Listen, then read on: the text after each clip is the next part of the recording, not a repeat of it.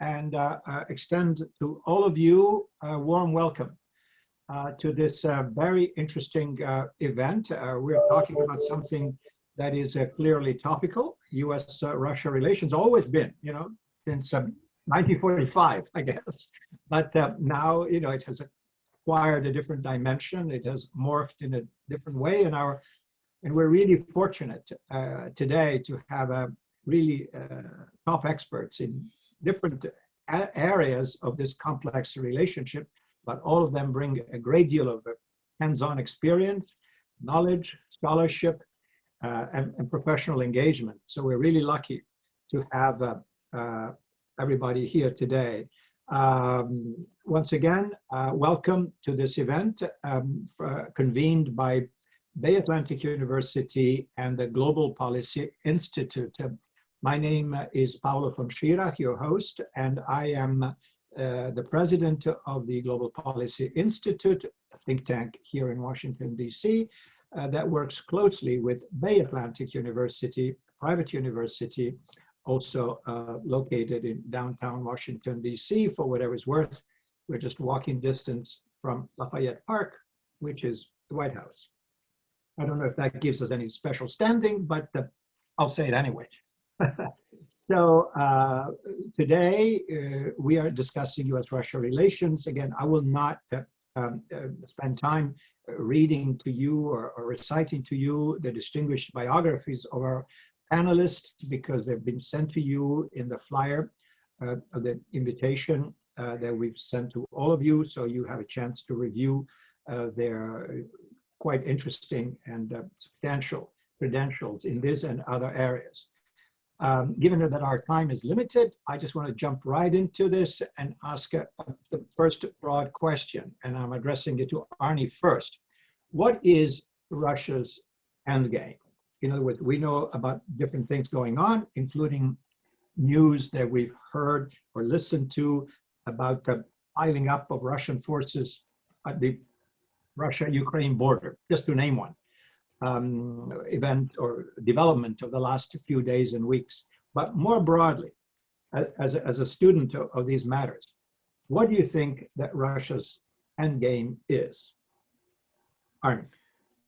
Thanks, Paolo, and glad to be with GPI and share the stage with Dr. Nussbaum and General Zwack. My initial thought is, well, the events that we've seen over the last several weeks and months is really Vladimir Putin sending messages. One is I think it's traditional where when a new president comes in that that he is challenged in some form or another by our competitors. I think a lot of this is Putin testing the Biden administration to a certain extent, but he's also, I think Putin is also sending a clear message to his domestic audience.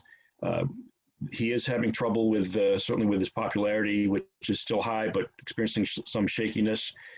And there's economic issues that we're seeing in Russia. So I think he's also demonstrating to the Russian people that he is a strong leader and is able to develop or maintain that rapport with the people that he has that he's been able to manipulate for so long.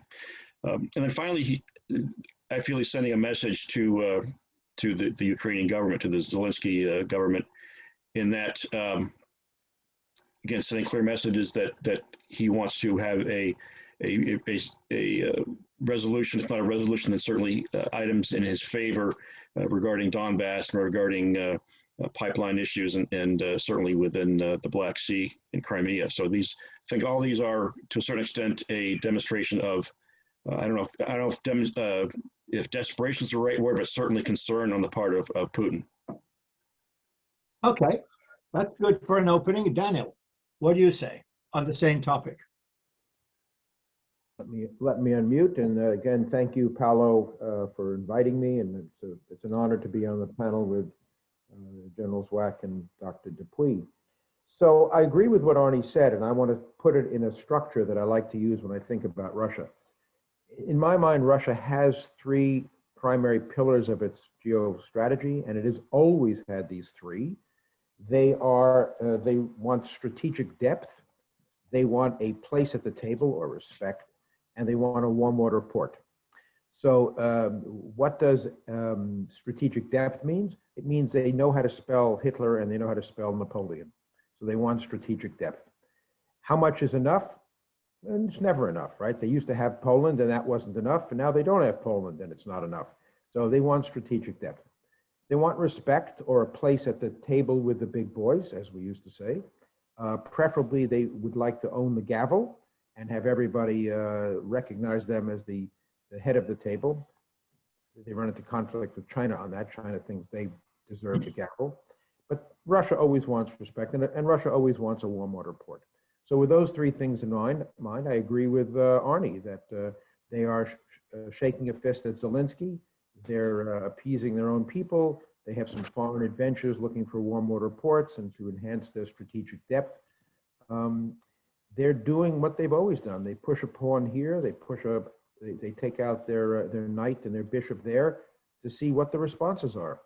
If there are responses, they withdraw, and if there are no responses, they take a peace. So you say, given, just to clarify, Daniel, let me ask you this again. So you say these are their broad objectives, but they are sort of opportunistic in this. In other words, they probe, as you say, in the pursuit of these objectives. They probe and see how far they can go, and if they meet resistance, they're willing to push back or at least stay back or go back to the status quo ante. Okay.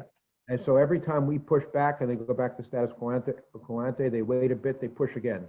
Every once in a while, like Crimea, we don't respond and they just take the piece off the board. Got it. Peter, General Zwack. Okay, I absolutely am in line with our prior two speakers, and I'll try to give a little bit of perspective. I think the days of the Russian Federation, and it may be a feeling, but the realism is that the old Soviet Empire is gone as such, and I think that the smart ones understand that. And I absolutely agree that a lot of this is keeping, if you will, at least influence, if not dominance, in the near abroad, in the 14 other republics. In their mind, they've lost the Balts, but they're going to put pressure on them. But so you have that. The other, but within this, I asked the audience to consider a mindset, while there is an awful lot of action and offensive and noise, that Russia primarily thinks itself in a gigantic strategic defensive bubble that expands well beyond its current borders. And then within that bubble, they preempt, they react, they, if need be, attack, and assert. And I think that's what we saw in 2014. Beyond that, I think they look at us and our allies as 10 feet tall. We often, because of their noise, look at them that way. And so then they go into the cyber world and the contractors and all of that to disrupt, to try to even the odds, reduce the vulnerabilities. Because in the end, I think, and deep down, they do worry about what the United States and its allies, the European Union, not just NATO, mostly free market, mostly sort of liberal democracy, even though they're trying to chip away the liberal piece. And that, I think, for these regimes, both whether in Moscow or Beijing, is the mortal peril or threat to them than our military capabilities. And finally, to back up all of this, and getting at before, they are feeling, I believe Putin and the regime is feeling the internals of Russia. In the last year just alone, you had the protests all over Russia, including the Far East in Khabarovsk, over election gerrymandering, basically. And then the corruption piece, which really gets at their insecurity as they try to set down a tolerable credibility with their own people. So they've got, and then Alexei Navalny hits a core concern about the push on the corruption piece. And then you have the military piece, and you have the enlargement of NATO, which I do tell Russians, come on, you know the word correlation of forces. There is no Barbarossa type offensive threat within NATO. You should want stability on your Western borders. And so all of this plays into finally the animus, if you will. It's like an in-family fight between Russia and Ukraine. They are forever interethnically bound. And it's nasty. It's gotten really personal. And this is what worries me more than anything else, because when things get personal, logic kind of goes down, and emotionalism, anger comes out in foreign policy. It makes it dangerous. A lot of demonstrating on the border. They created the capability to go to options, to either go for minimalist, which would have been more likely. Maximalist, we heard about driving down to the Dnieper. I think that for the size and scope of their military and the hold problem was highly unlikely. And now with the latest spate of discussions and lowering the temperature with the idea of a summit and all that, the Russians have given themselves an out to call this a snap exercise. And they are now going to sort of sit and keep their options open and look towards Zapad 21 in just a few months, which will involve Kaliningrad, the Baltics, and possibly Belarus. All right. Well, you added certainly quite a bit of texture to all this, Peter. Let me ask you a follow-on question here, which I think, one thing is to have objectives, and all of you have delineated them.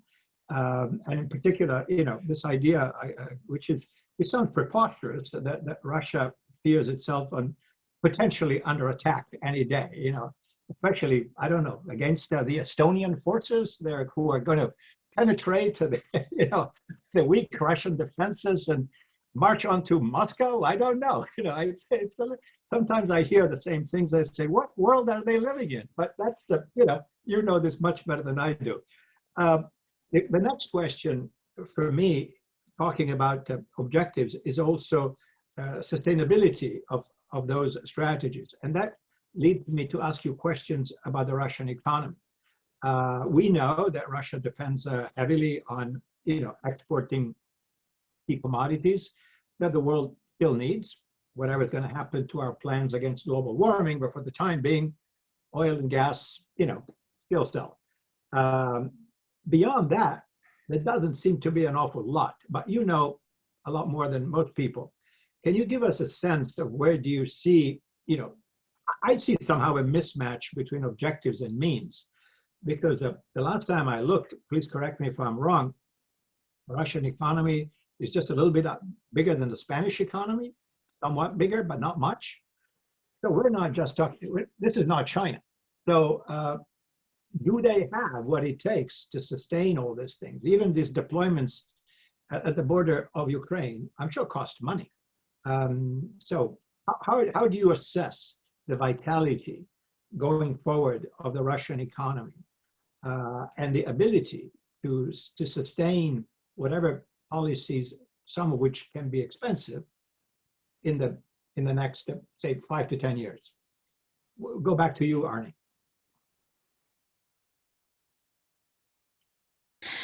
I think it's going to be a problem as we see the Russian economy continues to contract or grow at probably, I think it's less than 1% per year is in GDP as I've noticed. So this to maintain this is going to be a problem.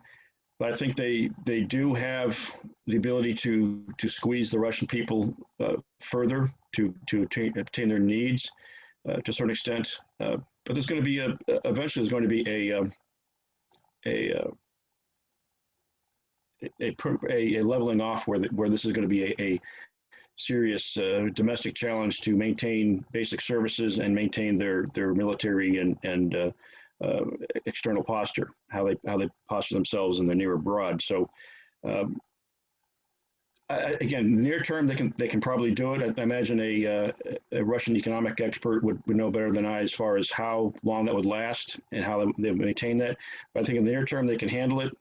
Going beyond into into decades, this could be a challenge going forward for them.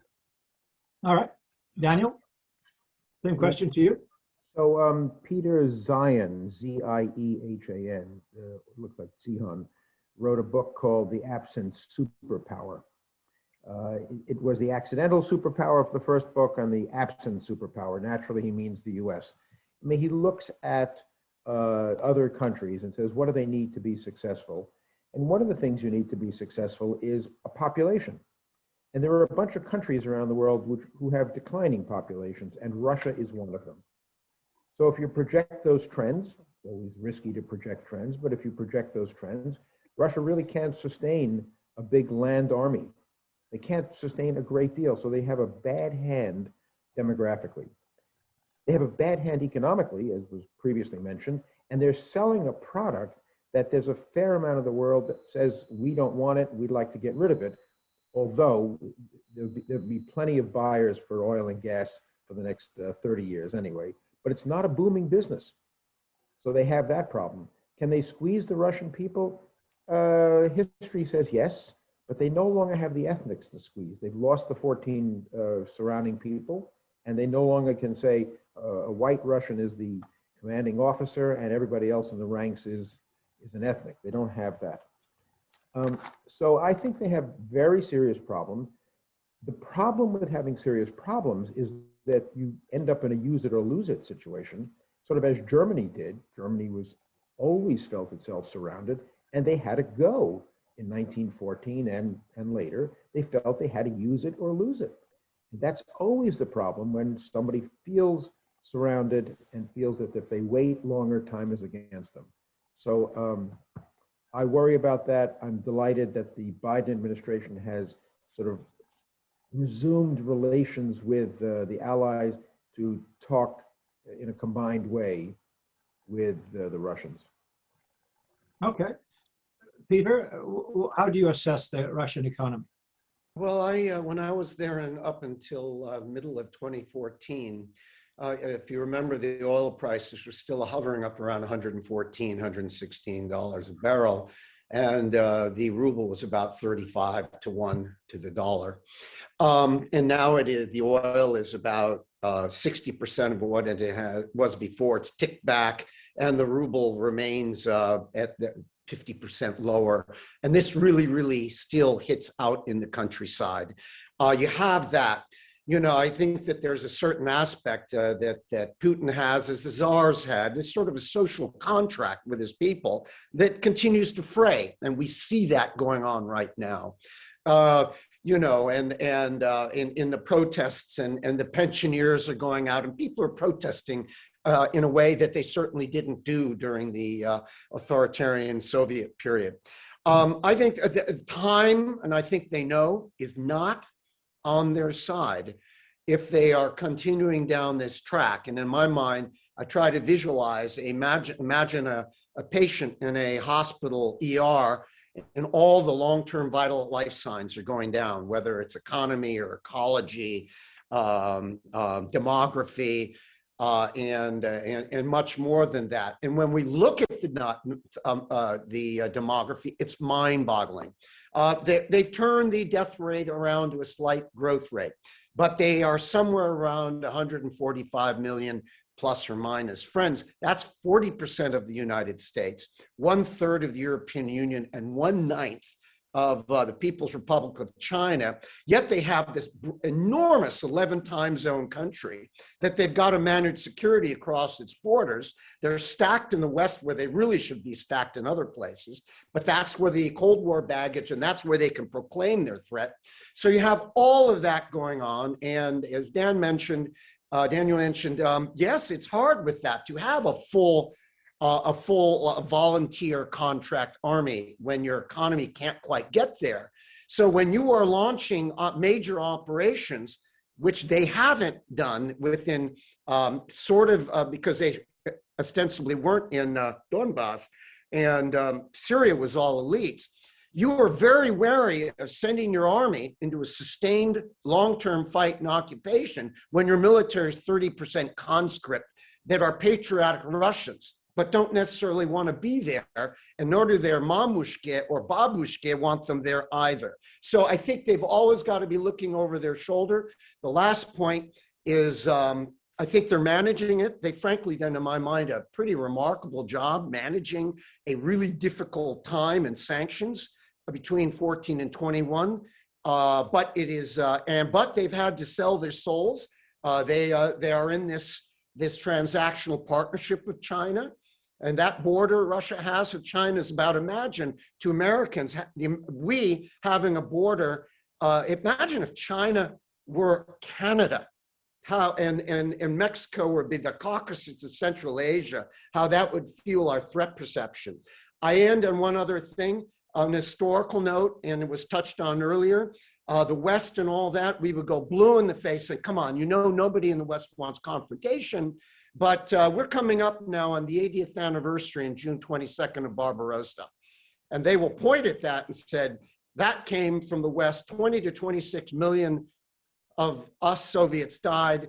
And the ultimate guarantor to get to this is, are there nuclear weapons? And you wanted to touch on that. And that is also what keeps them even on the playing field. It is also survival, and it is also respect. Let's jump right on this, since you mentioned this. So the ultimate deterrence, okay, deterrent. And yes, for those of you who I'm sure many of you know very well, but for the young crowds, in particular our students, Barbarossa is a sort of a, you know, the code name of the invasion of the Soviet Union by Hitler's Nazi Germany, which was indeed June 1941, right? Coming up. Am I correct? I hope Absolutely. so. June Otherwise 22nd. Okay. so that's, you know, and that was a pretty dramatic, and as Peter pointed out, tens of millions of people died, in large measure because of the incompetence of the Russian military at the beginning. But that's another story. That doesn't justify the Nazi invasion of and the enormous cost that to push back and finally get to Berlin when they eventually did. But let's jump right on this issue of the nuclear deterrent. That obviously is the nuclear arsenals that Russia inherited from the old Soviet Union guarantees, you know, a seat at the table, which I think some of you, you know, indicated earlier as something that the Russians need for prestige. So where are we on that? Are we going to have serious negotiations, bilateral negotiations between Moscow and Washington to find new ways to lower the limits or stabilize the arsenals? What about innovation and changes in nuclear weapons technology? Do we see that as an area where, despite all the noise, as it used to be, quite frankly, to some extent during the days of the Soviet Union, we could find, you know, common ground and agreements on arms control? Where do you see this going? If I could start back right with you, Peter, and then go back. All right, I want to give my colleagues. I tend to overspeak. Very simply, I think New START was critical, and it has warts. It has issues, but it's the last nuclear agreement of merit that stands with us and Russia. It falls and there's nothing left. It's a 5-year extension. That gives us and the Russian Federation time now, with the mechanism of START there, including the committee, to start figuring out in this 5 years, how should it look? What is strategic stability? How do you handle AI? Can you even talk about cyber? How do we, what next, you know, the latest in nuclear technologies, and then this long range conventional precision stuff that in some ways invalidates a pure nuclear first strike. And so all of this missile defense, and these are things that are mother's milk for the Russians at core, and in this sort of this strategic defensive bubble. Now, there's another piece of the arms control piece, and that's China. And China doesn't want to play. And that's why New START almost didn't happen. What, 300 long, So that's a whole nother dimension. But I really believe that the US and the Russians need to anchor. It's a mooring point where we can do other things. And you're seeing that now. Without it, we would have been really in complete free fall. But there's a lot of work to do. And again, we have to address a rising China that wants its ICBMs and all that will come with it. Daniel, how do you see things on arms control? So I don't worry, Peter, that you speak more than we. None of us is shy, so we're going to be fine. There is an argument that says whenever you have these agreements with the Russians, the West loses because the Russians cheat. Okay. So the question is that net good for us or bad for us? I think it's basically good for us. And there is the problem of the third leg of the stool, which is China. Not at all clear how to bring them into the business. It's not clear that the Russians would agree to join with us with a New START or a New START Plus so that we can lean on the Chinese. I mean, I think that the Russians would say, sure, we'll do that, and then they would go their merry way, undermining whatever agreements there are to their benefit. They are the realpolitik people. The Russians are not Wilsonians, right? They're not out there for moral purposes. They're out there for their own purposes. So I've been pessimistic about nuclear agreements. And because I'm pessimistic, I tend to stay away from this topic because I don't have that much to add other than pessimism. Okay, pessimistic outlook. Arnie? Maybe I'll add a little bit of optimism in reinforcing what General Zwack mentioned. I think a new start gives us time to reevaluate things with Russia, re-engage. I don't think it's going to happen in a serious way anytime soon because of the current disturbances we're seeing. But I think gradually we will get back to the table, and in some capacity, even if it's just informal discussions, and move forward in that respect. And maybe we can convince the Chinese to sometime in the future join in, whether, again, realizing that this is in a lot of respects, a leap of faith. But I think demonstrating success, U.S.-Russian success may entice the Chinese to at least consider joining, and at least as an observer to some extent, but trying to establish that dialogue and go from there, as opposed to what we had before, which was really just a fairly much of a downward spiral in arms control discussions. Well, thank you, gentlemen, for all this. Now, let's move now to the other side of the divide, which we haven't even touched upon, and that is what's happening here at home in Washington and beyond, and how the Biden administration, which is kind of gearing up, you know, they haven't even all their slots, right, filled both at the state and in the Pentagon and in other places. How do you see, what do you think that the Biden administration and state and defense and everybody, the CIA and everybody, how are they looking at Russia now? And how do you think they share your assessment, or do they have other views about what Russia is, what it represents, and how are they going to propose or implement policy in order to manage this problem, the Biden people in a broad sense? Peter, how do you view that? I think it was the very first thing that happened of consequence was actually within 2 weeks, the agreement to extend New START. I think that was critical because right on top of it, George Stephanopoulos was able to coax out of President Biden the killer agreement, which really got things going. And then Ukraine started to ramp up, and then we sanctioned the Russians for the solar wind hack, and most importantly, the Russians being caught again in our election issues. So I think that from a Biden perspective, they sent down They set down, if you will, limits. And then what happened with Ukraine and all of that was really very, very nervous. I don't think the Russians ever intended to go, but they created the mechanism to go. If there was a provocation, they saw an opportunity.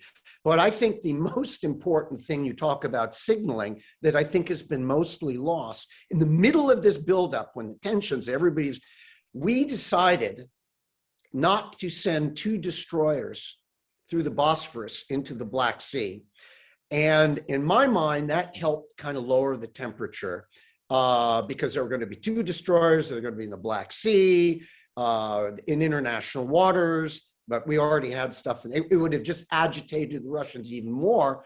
And it was just shrewd while we are continuing buttressing and assuring our allies. And then right on top of that, President Biden did put out the offer of a summit, the offer of a strategic stability dialogue, and then right after that, the offer of the climate change thing. And it looks like the Russians have or will agree to all of those, ergo lowering the temperature. So I think that in the near term, they've been getting it certainly more right than wrong, and creating an opening and an opportunity for the Russians to dialogue, and also adding a little bit of giving the Russians a eye-to-eye place at the table, which I think is very important. Okay, Daniel, and also if you can add another, how can I say, footnote to all this is, to me, much of the success of the Biden administration policy towards Russia is also predicated on rebuilding confidence with Europe, and whatever NATO is today, which is a strange animal indeed, but after decades of life. So how do you view that in context? In other words, is that a necessary piece of the equation? I think it is, but I'm not sure if you gentlemen agree. So Daniel. So I think it is. I think that in order to not send the 2 destroyers into the Black Sea, you have to first say, I'm going to send the 2 destroyers into the Black Sea. You have to have that capability. You have to steam them out of the shipyard, out of their docks, and you have to point them in the direction of the Black Sea. Otherwise, you can't actually back away. So we did it, and that was the right thing to do. People who don't like it say you have to rattle your sabers in order to then put them back in the scabbard. So good for Biden for doing that. And then he played upon Russia's need to have a place at the table, as Peter said. Let's have a climate thing. Let's have a safety and security kind of thing. So he did it right. And he brings the weight of Europe or NATO to bear, playing on the Russian fears of an invasion from the West.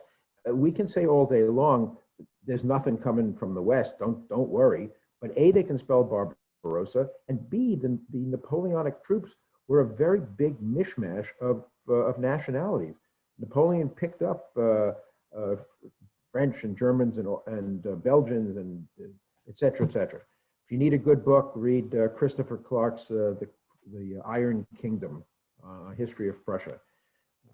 So the Biden is playing it correctly. The previous administration felt that bilateralism in the interest of the US was the highest priority.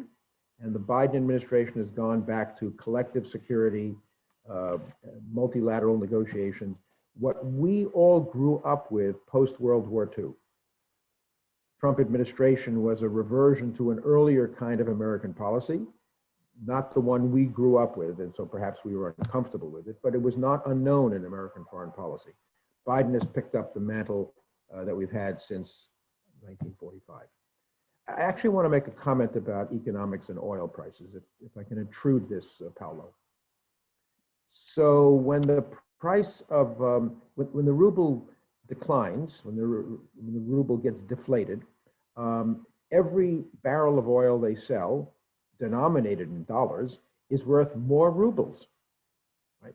So if you get 40 rubles to the dollar one day, and you sell a barrel for $1, they get 40 rubles. If the ruble devalues to 60, now they get 60 rubles for that same barrel.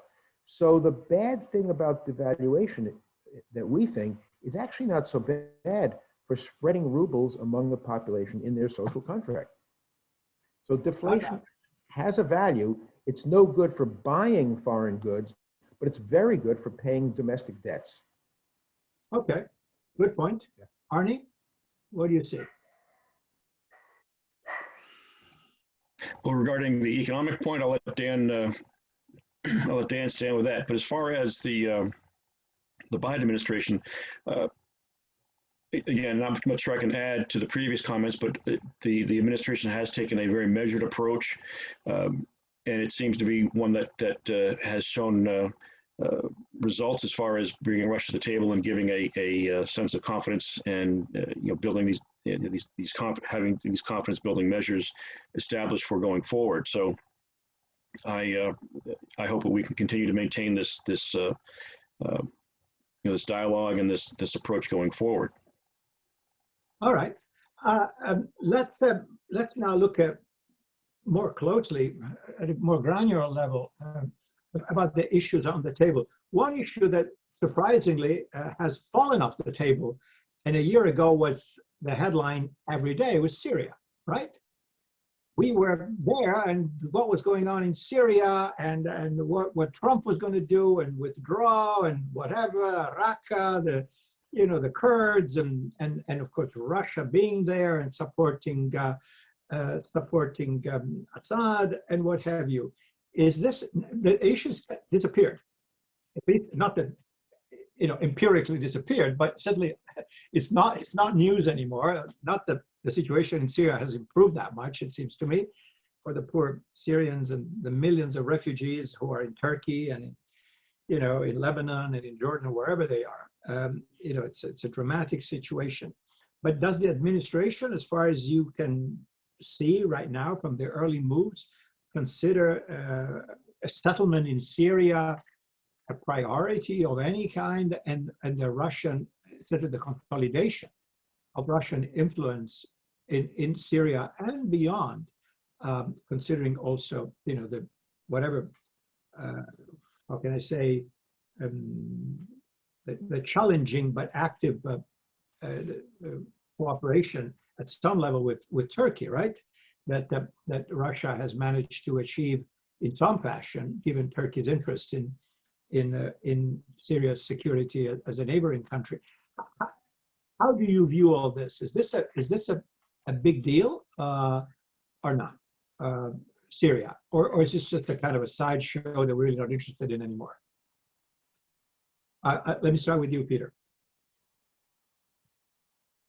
You've muted yourself. Syria is still a big deal, but there are other things going on that have in part eclipsed it. I'm told also that COVID kind of slowed things down there a little bit. The Russians are in there anywhere between 4,000 to 6,000 troops, mostly elites, better formations and capabilities. And they have succeeded in propping the Assad regime. I think everybody would say that the Assad regime in the near to midterm is here to stay. You still got problems with rebels up north, Turkey and Russia and the Syrians, and there's sort of an uneasy status quo. The U.S. has its presence in the West, and remember last summer there was some real nervousness, but that calmed down as well.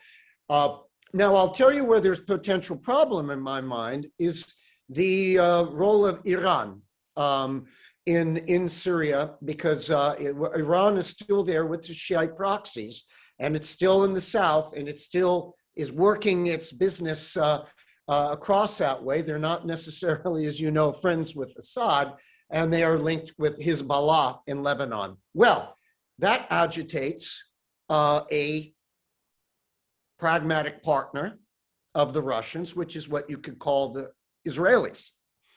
And they are completely transactional, but they have normal relations. So when you get the Iranians down in the south, creating circumstances and issues and threats to Israel and Israeli interests, then the Israelis come in and do airstrikes. And we've seen all that, a lot of that over the last couple of years. That could put Russia in a difficult position in between, if you will, a fist fight with between the Iranians, Israelis, dragging in the Syrians. So there's a lot that the Russians have to balance. But for now, they've balanced it. They've got a presence. They're not going to leave. Maybe they'll be able to downsize a little bit because they have a lot of capability. And the Russian military, as big as it isn't that big. And they've got a lot of other things. And yet there's always an opportunity for an accident and incident. We saw that several times in the last few years. So we need to pay attention. Thank you for that. Let me ask you this broader issue, which of course here in the US media has been played, back and forth a million times and amplified. And that is the ability of Russia to launch cyber attacks against us, and or to influence or all these campaigns, or all these fake websites and what have you, try to influence the political process. We go back to the elections to 2016, and it went on and on and on and on. And then, as someone mentioned, the more targeted, disabling attacks or penetration of government agencies and businesses and whatnot. How serious is this? I mean, I guess it is serious. What does this represent? A potential existential threat to the United States?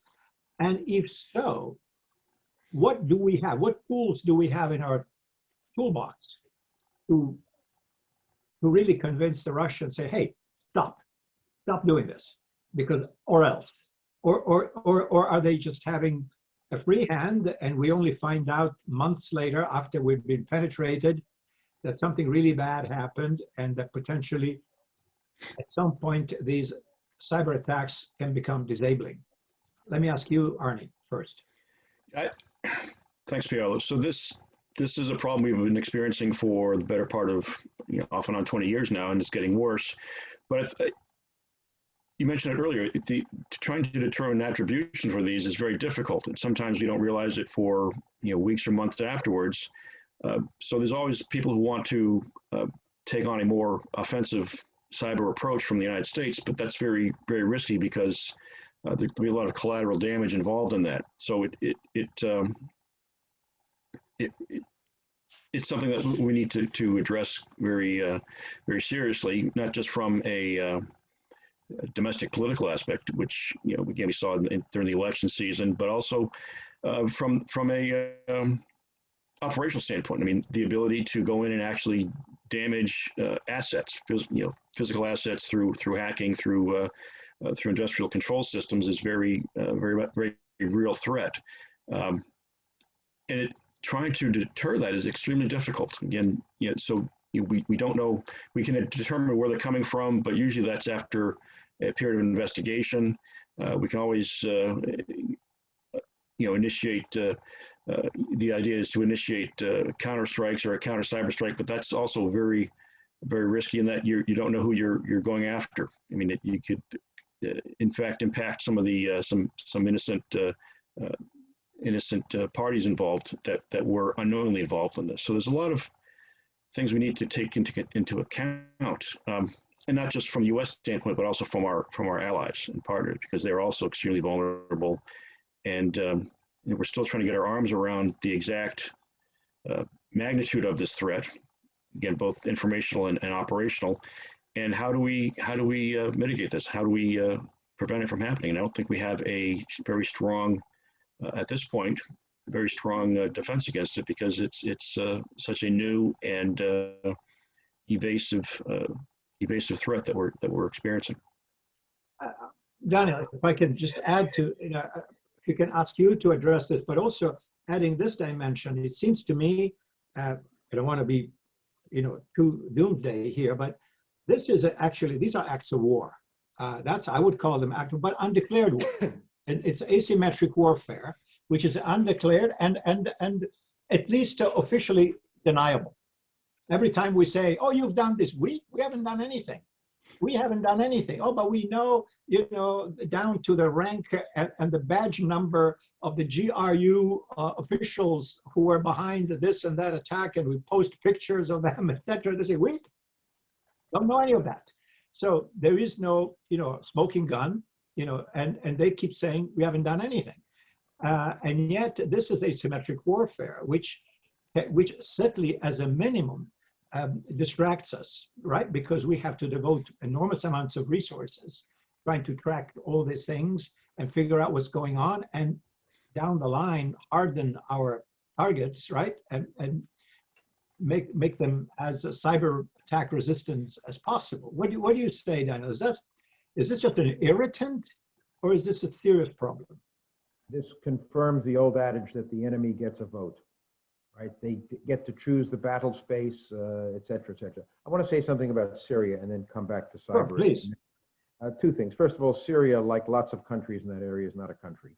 That is, it's only been around for a while. Historically, it's not a country. There were Aleppoans and whatevers, but historically, it's not really a country. And if it disappeared, we'd have to replace it. But secondly, Russia, and that's true of a lot of the places. I mean, from Sykes-Picot on, it's sort of made up.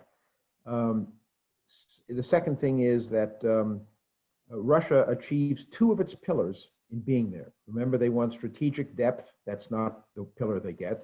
They want a place at the table, and as Peter said, they're balancing all these competing, irreconcilable interests, but they're the ones with the gavel. They're the go-to guys. And they get a warm water port. 2 out of 3, what could be bad? They're going to stay there. Right? It's a good use. Their problem is they don't have the manpower to fight a multi-front war. And so Syria better be a sort of just minimum investment to keep their 2 out of 3 stools going, 2 out of 3 legs of their seat going. So they have to balance that. Cyber. So cyber, conversations about cyber quickly go classified, and they just as quickly go hyper classified. So all of the talk out there actually might be exactly right, but you don't know. So it could be that we are the dominant dog in this business, but we can't say it. It could be that we are being taken advantage of in SolarWinds. Who knows? For all you know, SolarWinds was a trap play where we let them in, we watched them, and then we said, ooh, look what we found. These conversations about cyber are very quickly go classified. The US is not defenseless, and it is not offenseless. So it's hard to know and hard to have public conversations about cyber. But the enemy gets a vote. They've decided that we have a weakness there. They don't want to go at us, in the air in dogfights, because we're good at that. They don't want to go at us in a maritime environment. We're good at that. They've decided to go at us asymmetrically. Well, that's not surprising, right? That's exactly what they're supposed to do, right? The question is, are we going to react and just say, okay, we now build our defenses against this new asymmetric warfare, or do we find a way to push back that they have to worry about? Right? It's the move and counter move story of in history. Yeah. Now let's go back to the European theater and what we try to do. I'm sure all of you gentlemen know this much better than I do, that right after the end of the Cold War and the end of the Soviet Union, the reunification of Germany, we tried to say to the Russians not to worry, this is not done against you. Even when we kind of didn't stick to our word and we were not going to expand NATO eastward, and then we actually did, but this was all supposed to be done for different reasons, which probably was semi-true. But the Russians simply saw NATO moving eastward, right, in terms of memberships and borders. At the same time, we engaged them in dialogues, had them come to Brussels and participate in various, roundtable discussions and working groups to show them that we really meant no harm. We invited Russia to come to the G7 summits, right? All those things, which were supposed to make them feel welcome to some extent. And all that is history. NATO capabilities, as every person working at the Pentagon knows, in Europe have not increased that much, notwithstanding the commitments to jack up budgets, and so they are what they are. But the Russians keep believing that we're just one step away from pouncing on them and attacking them, whatever that is. So keeping that all into account and looking more specifically at Ukraine, which technically is not a NATO country, and this kind of constant bleeding, and the Russians having the argument, oh, that's the near abroad, these are all Russian, children of Mother Russia, whether it's in Crimea or in Donbass.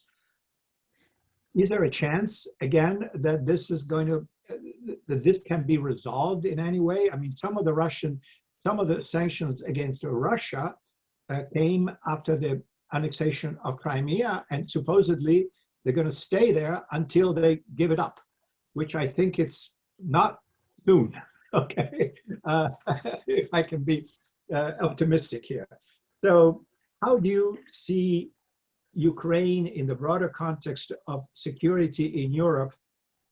Is this going to be just this kind of a bleeding wound, unhealed, it just keeps going, and the situation will never be normalized, which, by the way, also means the complete economic ruin of Ukraine, because if Russia doesn't have much money to fight a war, I think Ukraine has a lot less.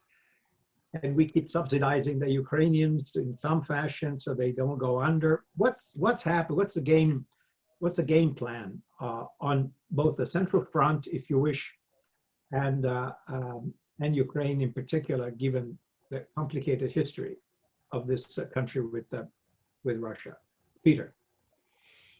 I will remind my Russian counterparts that the enlargement of NATO, starting in 1999, was not just about Russia. It was also about European stability, especially in Eastern Europe. You've all read Tim Snyder's book, Bloodlands, where between the Dnieper River and the Elbe, it was just a charnel house bloodbath in the last century and centuries before.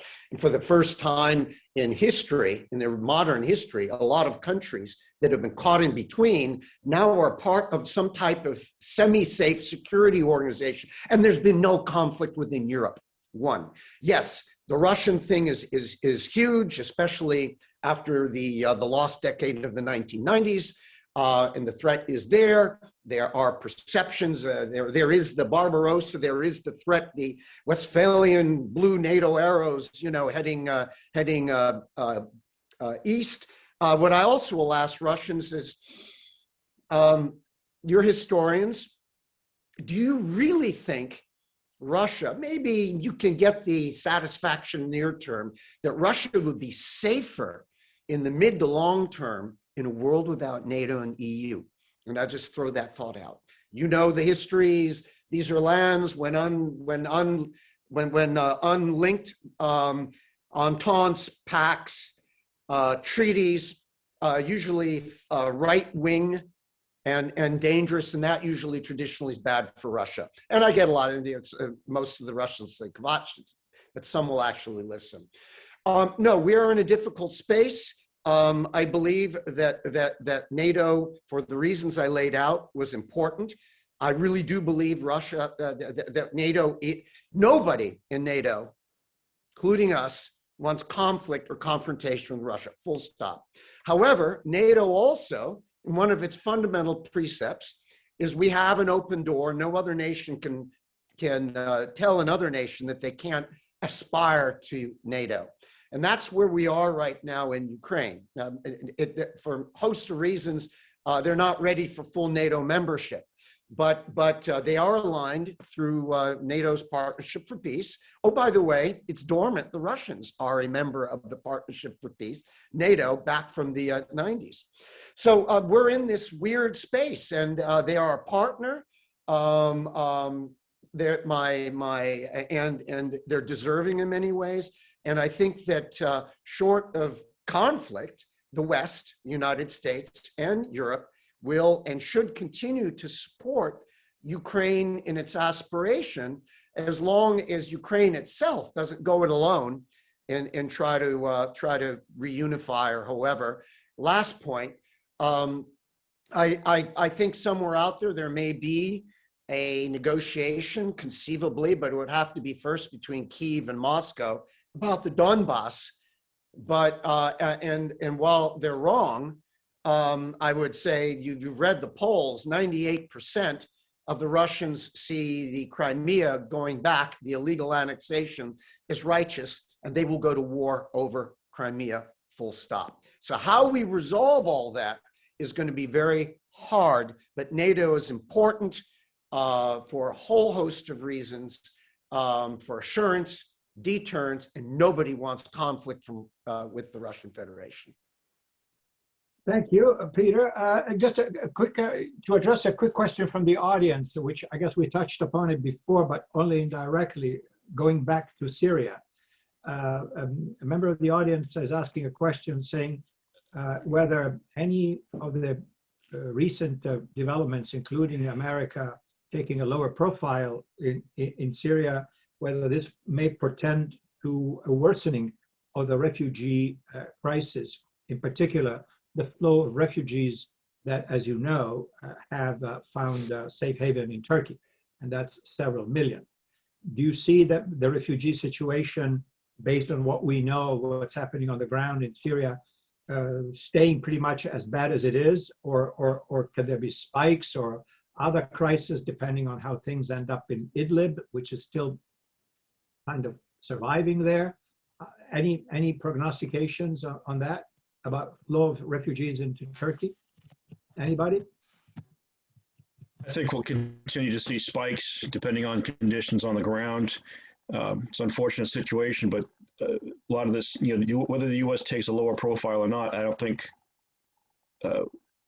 had much to do with that, or would have much to do with that. I think this would happen unless we were willing to put a major ground force in there to stabilize things, which I just don't see that happening.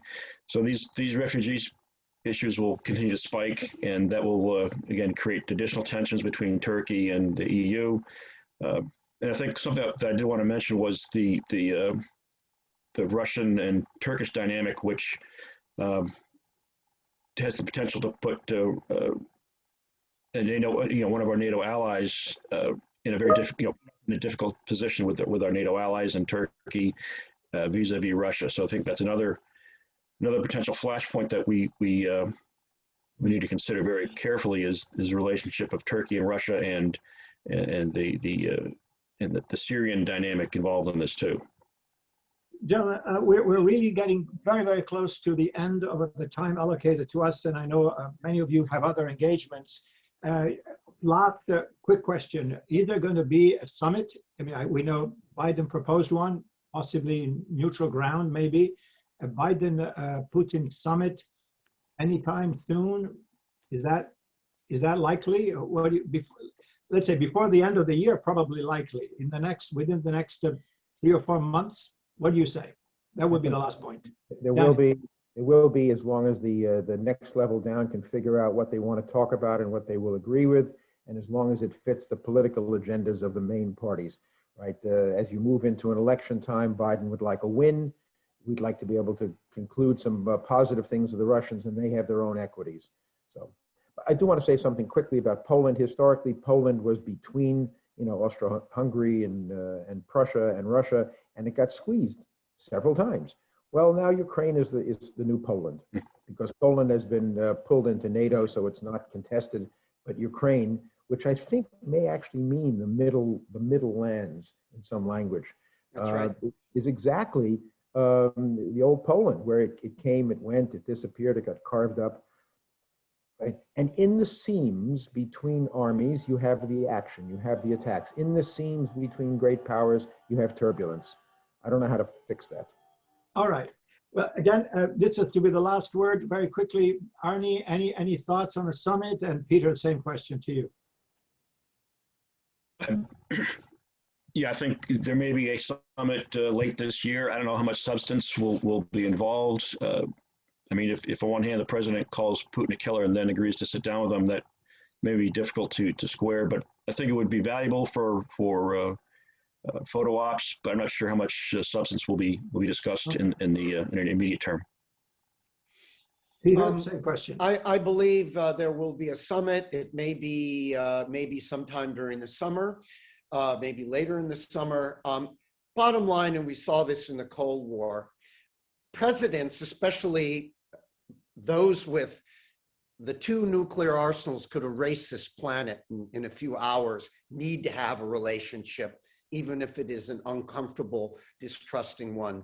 And you need to start, because their meeting then creates the opportunity, if you will, for the Secretary of Defense to talk to the Russian MOD chief and political leaders, again, maybe a little bit talking, maybe there's some exchanges, but without the presidents having some type of relationship, we are going to be in this standoff. It's dangerous. I worry most about accident or incident in this world. We don't want a war, and the Russians don't want a war, but they want their way. And we have our own policy, and we have our ally. So it's going to be very, very complex. I think there is real politic and real think on both sides, and there will be a summit, and then they will set up working groups, as they did before, technical groups that could maybe get at some of the issues and get us out of this mire of divergences, and maybe look at a few places where our interests converge. Well, on this somewhat optimistic note, I thank all of you for participating. This has been a really interesting, lively discussion. We are reaching the end of our time. I really thank the audience for being with us today. And I thank our distinguished panelists, Arnold, Daniel, and Peter. Hopefully we can do this again, because the subject is not going away by any means. And so there will be changes and updates. And with that, on behalf of the Global Policy Institute, Bay Atlantic University, and on behalf of my good friend and colleague, Denise Caritas, who's been behind the scenes here, but always helping and always putting all these great events together. Thank you, Denise, for all the work you do all the time. And thank all of you, and see you soon. Bye-bye. Best. Cheers. Gule. Okay. Cheers.